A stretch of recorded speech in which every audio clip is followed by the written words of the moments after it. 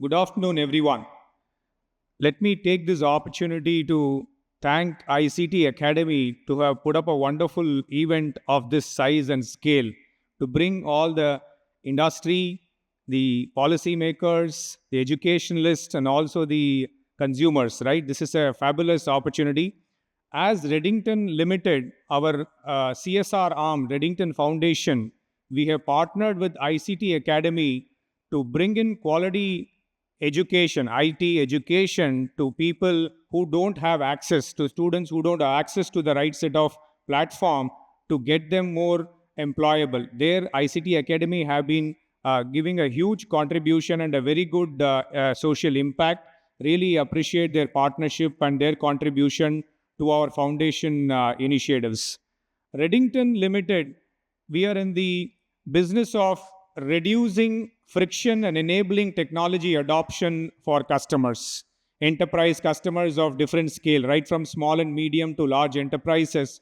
We provide mobility solutions, endpoint solutions, technology solutions, solar solutions, and all of these for corporates to adopt this technology. So there is an inherent usage of technology in our day-to-day sales. Here today, I'm here to talk about what is the impact technology is creating to the environment and how do we all come together as stakeholders to reduce the impact.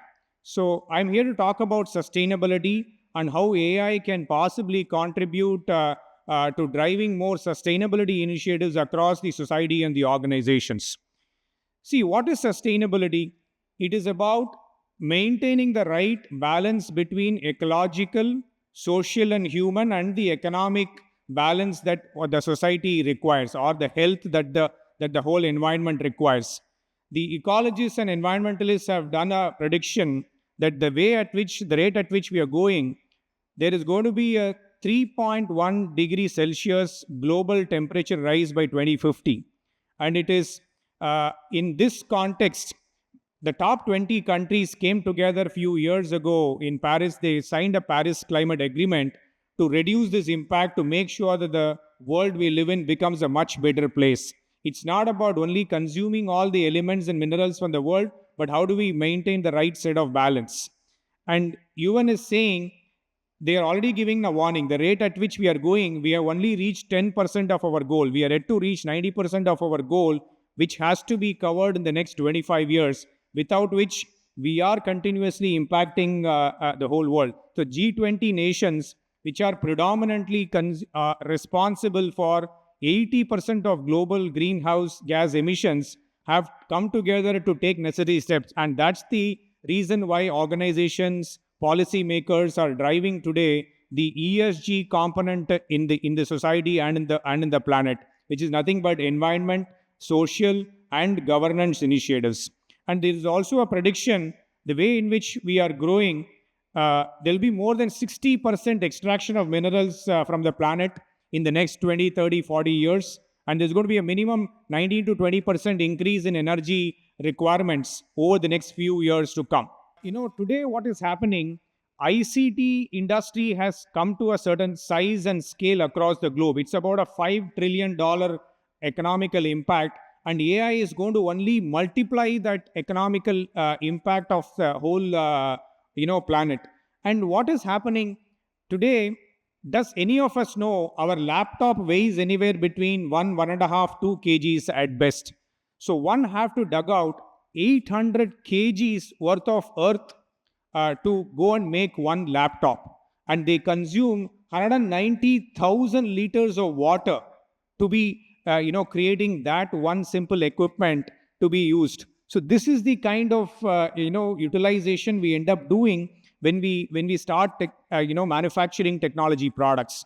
So my industry colleague talked about the semiconductor industry. Can anyone guess there is more than 1 trillion semiconductors already produced in the world? And it is expected with the AI evolution, which is more high compute capacity workload requirement, there's going to be an estimated 2 billion chipsets to be shipped in the next 5 years. And to make a smartphone, today all of us know about the smartphone penetration. 30, 40 years ago, For one to make a communication device, we had to extract about 10 minerals from the planet. 10 years later, 20 years later, with the advancement of technology, one had to extract 27 minerals from the planet. And today, with the evolution, can anybody guess we are extracting more than 60 minerals from the planet Earth to make the modern cell phone or the modern mobile phone or the smartphone that we talk about?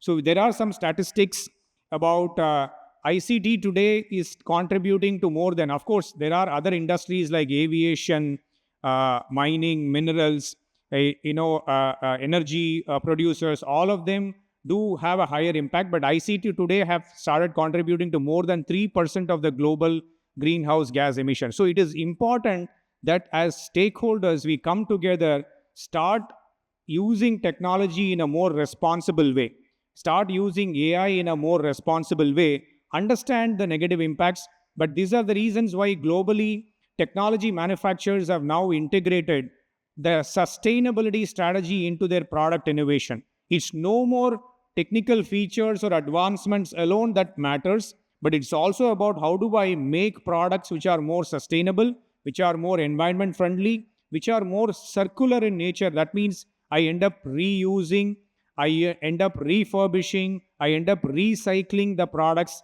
extract the minerals back from the old products in the rightful manner to reuse and remanufacture new products. Unless we do this aspect, we all are headed for a kind of a disaster that UN is warning from an environment perspective.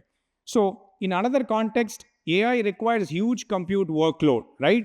Data centers, as we talk about, the AI data centers are likely to be called as power guzzlers from a standpoint. India data center expansion is massive. Multi-billion dollars of investments are happening in the data center space. And Chennai particularly is becoming the data center capital of India specifically. So it is important that the organization come together to bring in to drive more energy efficiency, utilization, and it's not just about the hyperscalers. So how do I get the orchestration platform to bring in energy efficiency, optimization of the usage, ensure that it becomes more environment friendly rather than more technology innovation and growth and other aspects.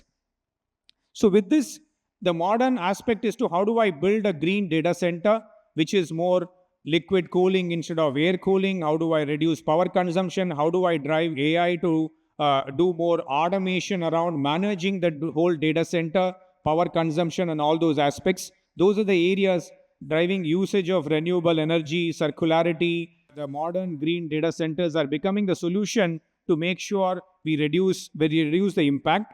And what are the ways one can possibly look at driving sustainability within the ICT ecosystem is about resource optimization, reduce waste reduction is one context. Another one is how do I reduce environmental footprint, enhancing the ESG. A lot of these corporations are now, today, very limited number of organizations are mandated to report their business responsibility and sustainability reporting from the stock exchange mandate. But more and more, as policymakers evolve more laws to become more environment friendly, people have to destroy electronic waste in the rightful manner. At the same time, manufacturers have to look at reusing the product, recirculating the product to build new products so that we reduce the impact of impacting the planet and the environment to produce more new technology. And of course, innovation and more sustainable technologies, which I already talked about. Today's modern innovation is not just about advancement of product and features, it's about integrating the sustainability strategy in the product innovation. So how do we expand some of these aspects? Reduction in, this is something that I've already talked about. How do we look at AI enabling the ICT solutions or the industry to cut across multiple verticals? One of the aspects is manufacturing. We talked about how do I integrate AI. Some of the earlier speakers already spoke about smart manufacturing, customer-centric approach, predictive maintenance of their equipments. What are the possible downtimes or the machinery production impacts that can happen? So all these AI automations is able to predict today. how do I bring in data based on my past records and start to drive more predictive insights, which will make my business more flourishable? And whether it comes to logistics, whether it is smart logistics solutions or agriculture, even in agriculture, one AI can determine how do I make sure that I space the seeds, what kind of output, what is the product yield, output, and capacity that can bring in, how do I avoid wastage, and how do I increase the economic potential? So, overall potential outputs by 2030, whether it is environmental benefit in terms of carbon dioxide abatement or reduction, or the social impact when it comes to people oriented impact from a human aspect, or the economic impact. These are some of the statistics. By integrating AI based automation, by driving sustainability, and we have to bring all the ecosystem stakeholders, as we talked about. The policymakers have to drive more sustainability initiatives across the country in terms of making sure that the manufacturing, as manufacturing start to grow in the country, how do we make sure the product manufacturers are integrating sustainability as their core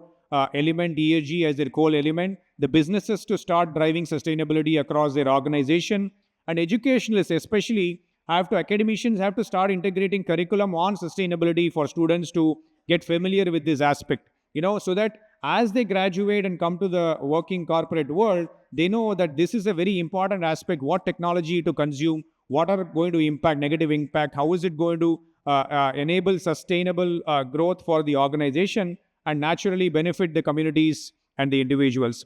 With that, let me thank ICT for this opportunity and partnership with us.